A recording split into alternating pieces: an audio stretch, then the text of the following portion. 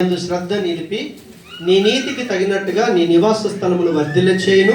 అప్పుడు నీ స్థితి మొదట కొద్దిగా నుండినను తుదను నీవు మహా అభివృద్ధి పొందుదువు. ప్రేమగల మా తండ్రి, కృపా కనికరం గల మా దేవా, మీకు వందనాలు చెల్లిస్తున్నాం. దేవా, ఈ వాక్యాన్ని మేము ధ్యానిస్తూ ఉన్నాం. మాకు సహాయం చేయండి. మేము పవిత్రంగా ఉండగలిగితే, మేము యథార్థంగా ఉండగలిగితే నిశ్చయంగా మా పట్ల నువ్వు శ్రద్ధ నిలుపుతానని, మమ్మల్ని వర్ధిల్ల చేస్తానని నువ్వు వాగ్దానం ఇచ్చావు.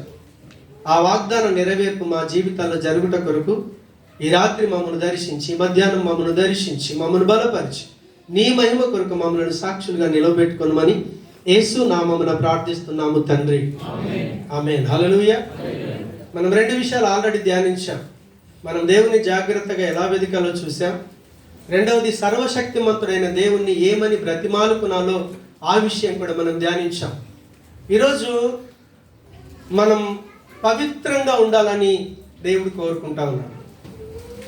మనం 8:6 నీవు పవిత్రుడవై, యోబు 8:6 అంటాడు, నీవు పవిత్రుడవై. ఎందుకు మనం పవిత్రంగా ఉండాలి అని అంటే, దేవుని యొక్క వాక్యం సెలవిస్తూ ఉంది. మనం ఆరాధిస్తున్నటువంటి మన ప్రభు, మనకు ప్రాణాత్మ శరీరం ఇచ్చినటువంటి తండ్రి అయినటువంటి దేవుడు, ఆయన పవిత్రుడు అని, పరిశుద్ధుడని లేఖనం చెప్తా ఉంది. లేవి 19:2 వెళ్ళి చూస్తే, నేను పరిశుద్ధుణ్ణి. దేవునికి స్తోత్రం. సో మనం పరిశుద్ధుడైన దేవుణ్ణి అనుసరిస్తూ ఉన్నప్పుడు ఖచ్చితంగా మన ప్రవర్తన చాలా జాగ్రత్తగా ఉండాలి. దేవునికి స్తోత్రం. హల్లెలూయా.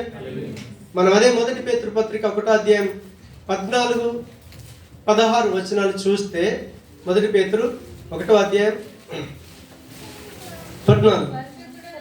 నేను పరిశుద్ధుడని ఉన్నాను గనుక మీరును పరిశుద్ధులై ఉండుడని వ్రాయబడి ఉన్నది. మిమ్మును పిలిచిన వాడు పరిశుద్ధుడై ఉన్న ప్రకారము మీరును సమస్తమైన ప్రవర్తన యందు పరిశుద్ధులై ఉండండి. దానికి మధ్యలో 15 ఉంది. అది చాలా కేర్ఫుల్ అన్నమాట. దేవునికి స్తోత్రం. మనం దేవుడు పరిశుద్ధుడే అయితే మనం కూడా ఏం చేయాలి? విధేయులకు పిల్లలై మీ పూర్వపు అజ్ఞాన దశలో మీకుండిన ఆశలను అనుసరించి ప్రవర్తించకూడదు. ప్రభుని ఎరగకంటే ముందు మన లైఫ్ ఎలాగో ఉంది, నో ప్రాబ్లం. కానీ మనం ఎప్పుడైతే ప్రభులోకి వచ్చామో, నీ సృష్టికర్తను నువ్వు ఎరిగి ఆయనను వెంబడిస్తా ఉన్నావో, ఆయన పరిశుద్ధుడు కాబట్టి ఖచ్చితంగా మనం పరిశుద్ధంగానే జీవించాలి. అందుకే అక్కడ అన్నాడు, సమస్త ప్రవర్తన యందు. 1:16 అంటాడు, సమస్తమైన ప్రవర్తన యందు మనం ఖచ్చితంగా పరిశుద్ధులంగా ఉండాలి. హల్లెలూయా. ఒక సందర్భం వచ్చింది. మనం చాలాసార్లు ఏమనుకుంటామంటే, యేసు ప్రభుని నమ్మి బాప్తిసం పొందిన తర్వాత మనం పవిత్రులమే 100%. కానీ డైలీ లైఫ్లో మన ప్రవర్తన చాలా జాగ్రత్తగా ఉండాలి. మత్తయి సువార్త 5:28 యేసు ప్రభు అంటాడు, వాస్తవంగా పాత నిబంధన తెలుసు, వ్యభిచారం చేయొద్దని.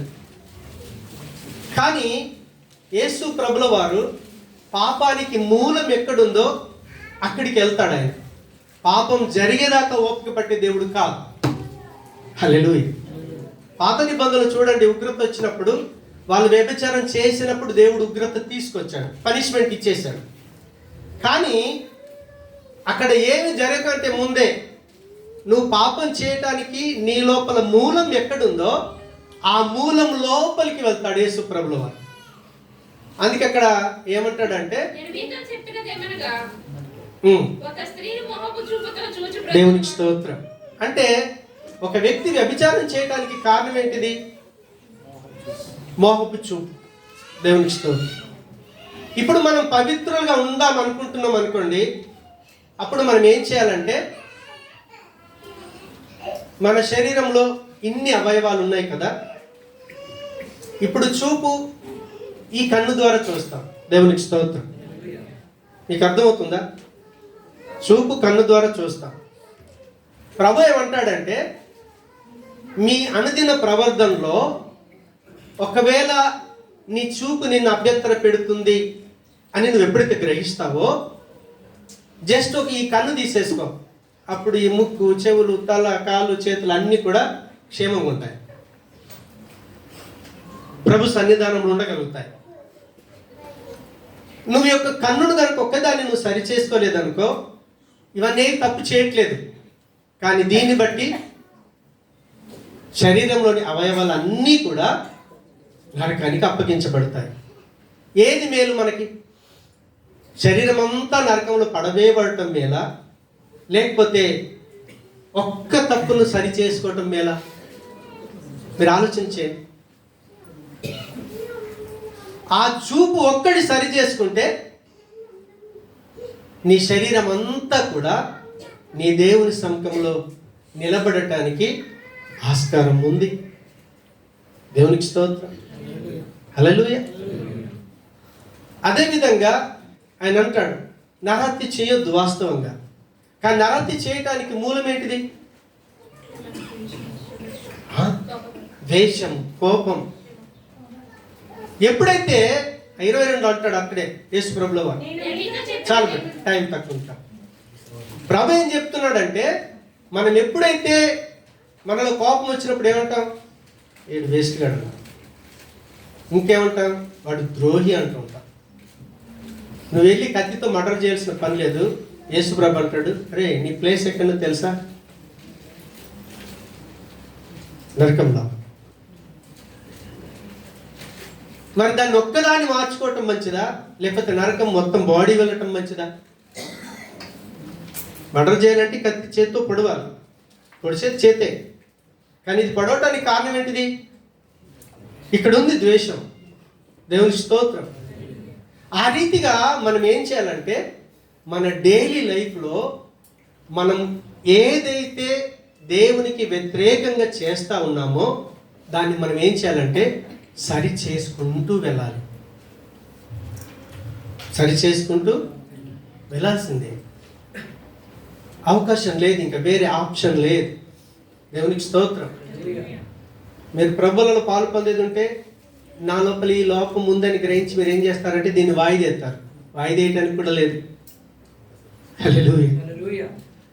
ఖచ్చితంగా తీసుకోవాల్సిందే, ఖచ్చితంగా నువ్వు మారవలసిందే. రెండో ఆప్షన్ ప్రభు ఇవ్వలేదు ఆయన. నిన్న రాత్రి కూడికకు వచ్చిన వాళ్ళు నిజంగా ధన్యులు. చాలా హ్యాపీగా అనిపించింది నాకు. నైట్ ప్రేయర్కి దయచేసి ఫ్యామిలీస్ దయచేసి రావడానికి ప్రయత్నం చేయండి. నెలలో ఒకసారి మనం బల్లారాధన ముందు మనం ప్రేయర్ పెట్టుకుంటున్నాం కదా, ఎంతమంది వీలైతే అంతమంది రావడానికి ప్రయత్నం చేయండి. అవకాశం ఉన్న వాళ్ళు దయచేసి. నెలలో ఒక్కరోజు పొద్దుపని నిద్ర.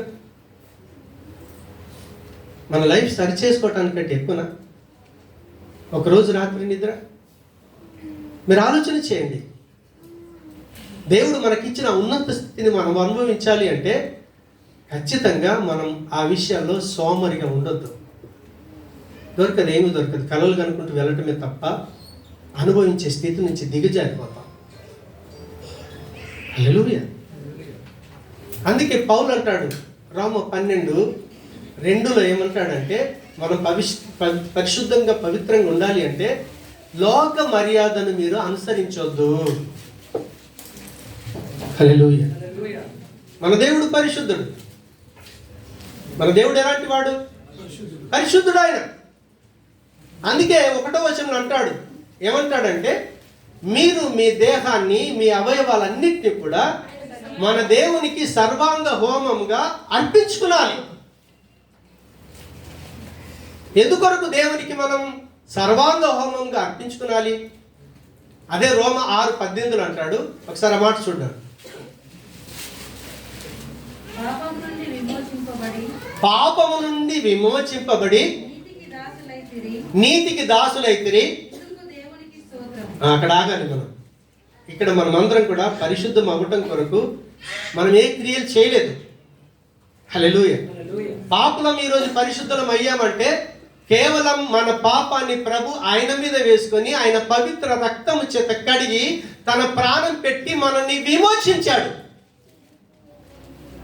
కాబట్టి ఎవరికి స్తోత్రం చెప్పాలి? దేవుడికి మాత్రమే స్తోత్రం చెప్పాలి. 19వ వచనం చూడండి. మీ శరీర బలహీనతను బట్టి మనుష్య రీతిగా మాట్లాడుచున్నాను. ఏమనగా అక్రమము చేయుటకై అపవిత్రతకును అక్రమమునకును మీ అవయవములను దాసులుగా ఎలాగూ అప్పగించితురో అలాగే పరిశుద్ధత కలుగుటకై ఇప్పుడు మీ అవయవములను నీతికి దాసులుగా అప్పగించండి. దేవుడిని ఎరగనప్పుడు, పాపంలో ఉన్నప్పుడు నా చేతు నా ఇష్టం, నా కన్ను నా ఇష్టం, నా నోరు నా ఇష్టం, నా జీవితం నా ఇష్టం అనొచ్చు. కానీ ప్రభులోకి వచ్చిన తర్వాత నా ఇష్టం అనటానికి లేదు. ఎందుకో తెలుసా? నువ్వు ప్రభువును స్వీకరించినప్పుడు ఇష్టపూర్వకంగా కనుక స్వీకరిస్తే, చాలా గమనించండి, అబ్జర్వ్ చేయండి.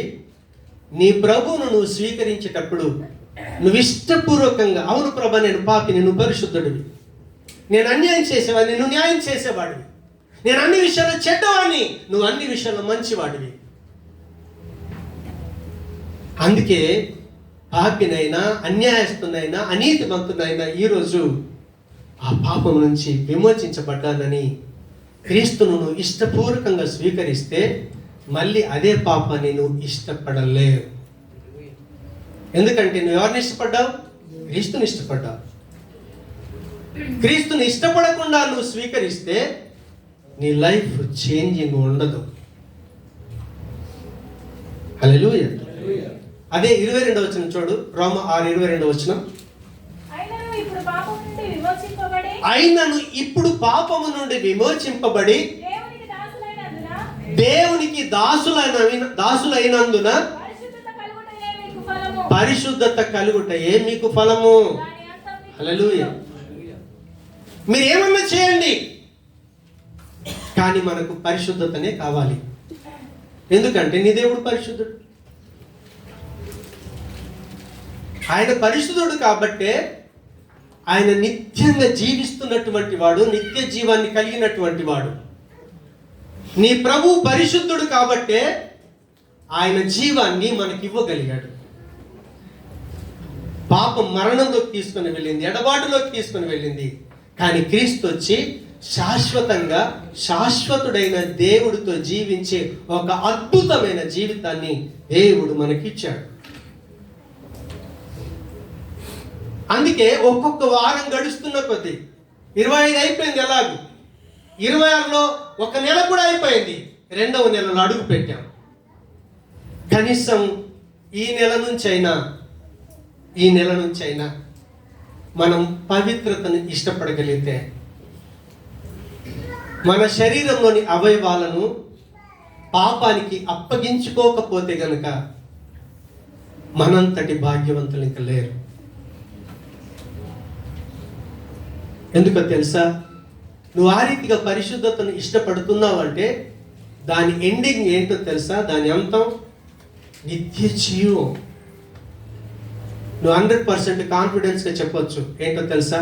నా ప్రభు వచ్చినప్పుడు నా ప్రభుని నేను కలుసుకుంటాను. ఈరోజు ప్రభు బలలో పాలు పొందడానికి వచ్చాం. ఆయన శరీరం తిని రక్తం త్రాగడానికి వచ్చాం. మనం నిత్య జీవులు అడుగు పెట్టాలి అని అంటే మనకి ఒక పవర్ కావాలి, పునరుద్ధాన శక్తి. ఎందుకంటే ప్రభు భూమి మీదకి రాడు, ఆయన మధ్యాకాశానికి వస్తాడు. ఆయన ఇప్పుడు ఎక్కడికి వస్తాడు? ఆయన మధ్యాకాశానికి ఎగరటానికి నీకు శక్తి కావాలి. అందుకే ప్రభు ఏమంటాడు తెలుసా? నా శరీరము తిని నా రక్తం త్రాగువాడే నిత్య జీవం గలవాడు, వానిని అంత్య దినమున నేను లేపుతాను. ఆయన వాగ్దానం ఇచ్చాడు ఆయన. అందుకే ప్రతి నెలలో ఆయన శరీరాన్ని మనం ముందు పెట్టి మనం ఏ విషయాలలో అపవిత్రంగా ప్రవర్తిస్తున్నాం, నీ కన్న, నీ చెయ్య, నీ కాల, నీ నాలుకన, లేకపోతే నీ శరీరంలోని ఏ అవయవాన్ని అపవిత్రతకు అప్పగించుకుంటున్నావో కనీసం ఆ ఒక్క అవయవాన్ని నువ్వు సరి చేసుకుంటే నీ శరీరం అంతా కూడా ప్రభు సన్నిధానంలో ఉండగలుగుతుంది. అందుకే ప్రభు మనల్ని ప్రేమించి ఆయన సముఖానికి నడిపించుకున్నాడు. మన లైఫ్ సరి చేసుకోవాలి, లేదంటే మన ఎండింగ్ ఆ రోజు మనం సిగ్గుపడాల్సి వస్తుంది, తల దించుకోవాల్సి వస్తుంది. మన ముందు ఎందుకు పనికిరాడు అనుకున్నాం, మన ముందు ఆయన మధ్యాకాశానికి వెళ్ళిపోతా ఉంటే మనం రొమ్ము కొట్టుకోవటం తప్ప ఏమి చేయలేదు. కాబట్టి దేవుడు మనకిచ్చిన ప్రాణం ఈ శరీరం ఉండగానే మారటానికి ప్రయత్నం చేద్దాం. నువ్వు ఆ ఒక్క తప్పు విషయం ఈరోజు మారావనుకోండి, ఈ క్షణము చచ్చిపోయినా నీ దేవుని సముఖంలో ఉండగలుగుతావు. కానీ అవయవాలన్నీ కలిగి ఉండి నీ లైఫ్ నువ్వు పోగొట్టుకుంటే ప్రయోజనం లేదు. అందుకంటాడు, ఇక నుంచి అయినా నీ లైఫ్ను సరి చేసుకోవడానికి అప్పగించుకో. నువ్వు పవిత్రుడవైన ఎడల అని అన్నాడు ఆయన. ఈ పవిత్రత అనేది ఒక్కసారితో అయిపోయేది కాదు. దేవునికి స్తోత్రం. ఇప్పుడు నేను బాగున్నాను, క్షణం తర్వాత నేను తప్పు చేయొచ్చు, ఒక దినం తర్వాత తప్పు చేయొచ్చు, మనం చచ్చిపోయేలాగా ఏ క్షణమైనా తప్పు చేయొచ్చు. కాబట్టి మన లైఫ్లో మన ముందు ప్రభు ఉంచిన ప్రతి క్షణం చాలా ఇంపార్టెంట్. గడిచిపోయింది వద్దు మనకి, దేవునికి స్తోత్రం. గడిచిపోయిన లైఫ్లో ఒకవేళ తప్పు చేశామేమో, ఈ క్షణం ఎందుకు ఇచ్చాడో తెలుసా? దాన్ని సరి చేసుకోవడానికి. సరి చేసుకొని మనం ముందుకు సాగాల్సిందే. లేదంటే మన ఆత్మీయ యాత్రలో దిగజారిపోతాం. ఆయన పునరుద్ధరణ శక్తిని పొందుకుని వెళ్ళాలి ఈరోజు మనం. దేవునికి స్తోత్రం. అందుకని అన్నాడు, మీరు నీ దేవుణ్ణి ఖచ్చితంగా నువ్వేం చేయాలి? ప్రతిరోజు వెతకాలి. నీ దేవుడు సర్వశక్తిమంతుడు కాబట్టి ఆయనను బ్రతిమాలుకుంటే ఏదైనా నీ లైఫ్లో చేయటానికి శక్తిమంతుడు ఆయన. అందుకే నువ్వు అడిగేటప్పుడు దేని విషయాలు అడగలో తెలుసా? పవిత్రత కొరకు అడగాలి. నేనే కార్యం చేసినా సరే ప్రభా, అందులో పవిత్రత కనిపించాలి. ఎవరైనా చెల్లి అని పిలిచావా? అందులో పవిత్రత ఉండాలి. తమ్ముడు అని పిలిచావా? పవిత్రత ఉండాలి. ఎందుకంటే అబద్ధం ఆడటానికి లేదు. మనలో మనుషులం కాబట్టి సహజంగా ఒకరి మీద ఒకరి కోపాలు ఉంటాయి. కానీ కోపంతో కూడినటువంటి ప్రేమ అనట అపవిత్రత అన్నమాట. అందుకే ఒక సందర్భంలో పౌలు అంటాడు, ఒకసారి ఫిలిప్పీ పత్రిక 4:2 వెళ్ళి చూస్తే, సంఘములో మంచి సహకరించేటటువంటి వాళ్ళు, పరిచర్యకు సహకరిస్తున్నారు, సువార్తకు సహకరిస్తున్నారు, మంచి పేరుంది, కానీ వాళ్ళిద్దరి మధ్యన సమాధానం లేదు. అప్పుడు పౌలు అంటాడు, యువతియ సుంటకేను, మీ ఇద్దరి మనసు ఒకటి కావాలి, మీ మధ్యలో గొడవలు ఉండకూడదు. అందుకే నేను పదే చెప్తా ఉన్నాను, మనమంతా ఒక కుటుంబం అనుకున్నప్పుడు దయచేసి అభిప్రాయ భేదాలు ఉంటాయి, కానీ ఒకరికొకరు ప్రేమగా పలకరించుకోవాలి. దేవుని విషయం వచ్చేసరికి మన మనసులో ఒకటి కావాలి. హల్లెలూయా. చిన్న ఎగ్జాంపుల్, సినిమా చూడాలని నాకుంది, చూడొద్దని ఆయనకుంది. అది మా వ్యక్తిగత అభిప్రాయం. కానీ వాక్యం ఏం చెప్తుంది? దానికి మేమిద్దరం ఏం చేయాలి? ఒకే అవ్వాలి. ఆ వాక్యానికి మా ఇద్దరి మనసులు కలిసిపోవాలి. నా అభిప్రాయంతో దేవుడికి సంబంధం లేదు. దేవుని అభిప్రాయంతోనే దేవునికి సంబంధం. ఎందుకంటే మనం దేవుని పిల్లలం కాబట్టి ఆయన మాటకు విధేయత చూపించాల్సిందే. అందుకే సంఘంలో ప్రతి ఒక్కరూ దయచేసి ప్రేమతో కలిసి ఉండాలి. మీరు ప్రేయర్ అయిపోయిన తర్వాత ఒకరినొకరు కలవకుండా వెళ్ళకూడదు, ఒకరినొకరు పలకరించుకోకుండా వెళ్ళకూడదు. అయితే నీకు సహవాసం ఉన్నట్టు, క్రీస్తుతో సంబంధం ఉన్నట్టు. లేకపోతే క్రీస్తుతో నీకు సంబంధం లేదు. నీ మట్టుకు నువ్వు వచ్చావు, నీ మట్టుకు నువ్వు వెళ్ళిపోయావు. దేవుడికి ఏ రకంగా కూడా నీ రాక, నీ పోక దేవునికి మహిమ తీసుకురాలేదు. మోసపోకండి, దేవుడు వెక్కరింపబడ్డాడు. మన లైఫ్ సరి చేసుకోవడానికి అప్పగించుకుందాం. దేవునికి స్తోత్రం. మూడోది అంటాడు, నీవు పవిత్రుడవై యథార్థవంతుడవైన ఎడల. దేవునికి స్తోత్రం. సరే, మనం ఎందుకు యథార్థంగా ఉండాలి అంటే, మనం ఆరాధిస్తున్న దేవుడట ఆయన యథార్థవంతుడు. కీర్తన 18:30 వెళ్ళి చూస్తే దేవుని యొక్క వాక్యం స్పష్టంగా తెలియజేస్తా ఉంది. ఆయననట యథార్థవంతుడు. హల్లెలూయా. మీరు నా వైపు చూడాలి. సపోజ్ మనం ఎటన్నా చీకట్లో వెళ్ళామనుకోండి, మనకేం కనిపించదు. కనిపిస్తుందా? సపోజ్ నీ ప్రభు అక్కడ ఉన్నాడు అనుకోండి, చీకటి ప్రభావం ఆయనకు ఉంటుందా? ఎందుకు? ఆయన యథార్థవంతుడు. ఆయన యథార్థవంతుడు అంటే ఎందుకంటున్నానంటే, ఇప్పుడు యేసు ప్రభుల వారు దేవుడు ఉన్నాడు కదా, దేవుడు మనం మంచులమైన చెడ్డలమైన మన పిల్లల్లాగానే ప్రేమించాడు ఆయన. అవునా కదా?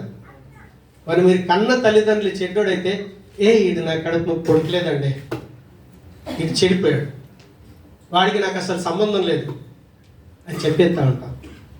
దేవుడు అలా అనట్లేదు. ఆయన మనం పాపులమైన శత్రువులమైన మనల్ని పిల్లలుగానే ప్రేమించాడు.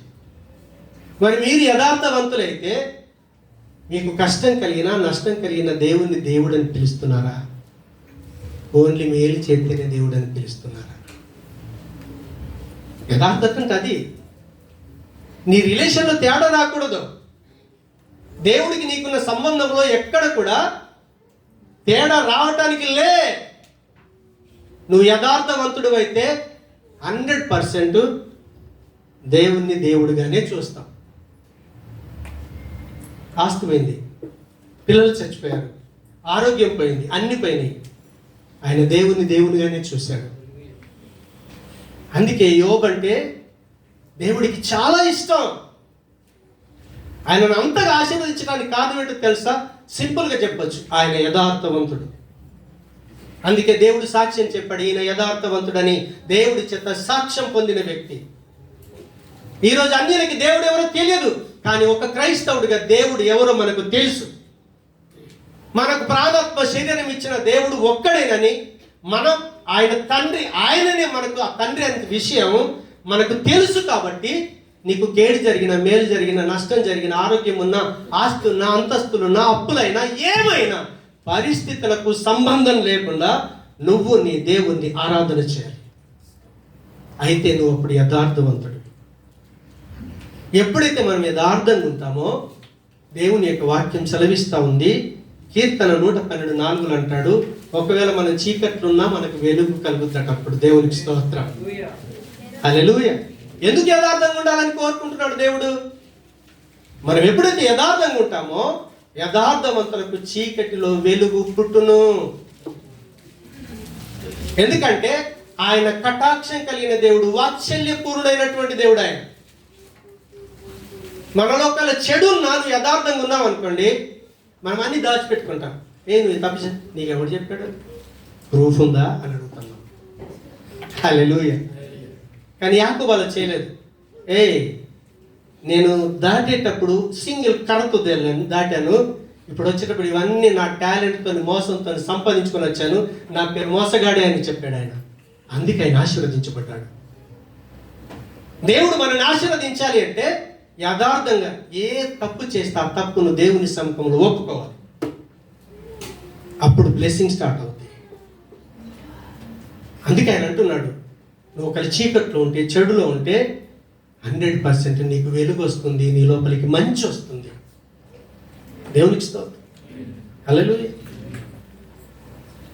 అదేవిధంగా మనం కీర్తన 113 వెళ్తే 140:13 అంటాడు, మనం ఎప్పుడైతే యథార్థంగా ఉంటామో దేవుని సన్నిధిని మనం నివాసం చేయగలుగుతాం.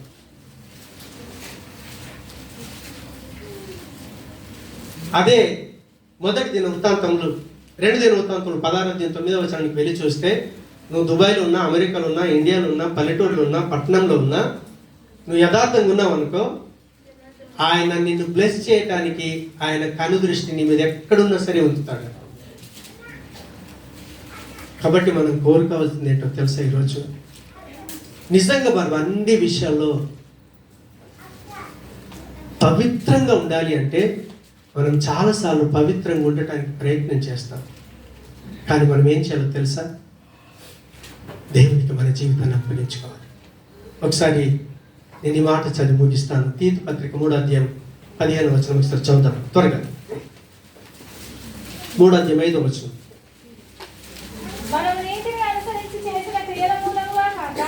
మనము నీతిని అనుసరించి చేసిన క్రియల మూలముగా కాక తన కనికరము చొప్పుననే పునర్జన్మ సంబంధమైన స్నానము ద్వారాను పరిశుద్ధాత్మ మనకు నూతన స్వభావం కలుగచేయట ద్వారాను. దేవునికి స్తోత్రం. ఇప్పుడు చూడండి, మన అమ్మ నాన్న ఇచ్చిన జీవితం మనది. ఎందుకంటే వాళ్ళ లోపల ఏ ఉన్నాయో మనకి ఇచ్చేసారు. హల్లెలూయా.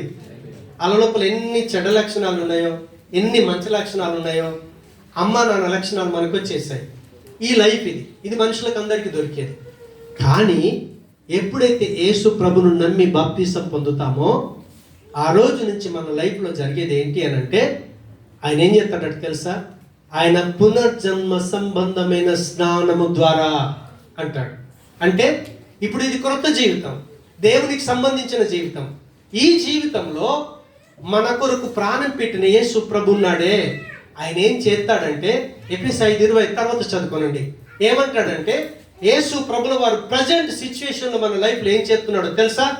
ఆయన తన వాక్యము చేత ప్రతిరోజు కడుగుతా ఉన్నాడు. మీరు చిన్నపిల్లలకి ఎంతమంది స్నానం చేయించారు? వాళ్ళకి అనుభవం ఏంటో తెలుసా? చిన్నపిల్లలకు స్నానం చేయించిన తర్వాత, మనం స్నానం చేసిన తర్వాత అయినా సరే పిల్లల్ని అలాగే విడిచిపెట్టాము. పిల్లల్ని ఏం చేస్తామంటే మళ్ళీ చక్కటి కాటన్ టవల్ తీసుకొచ్చి మొత్తం బాడీ అంతా తుడిచేస్తాం, అవునా? అప్పుడు ఆ పాప, బేబీ, మనమైనా సరే ఫ్రెష్ అవుతాం.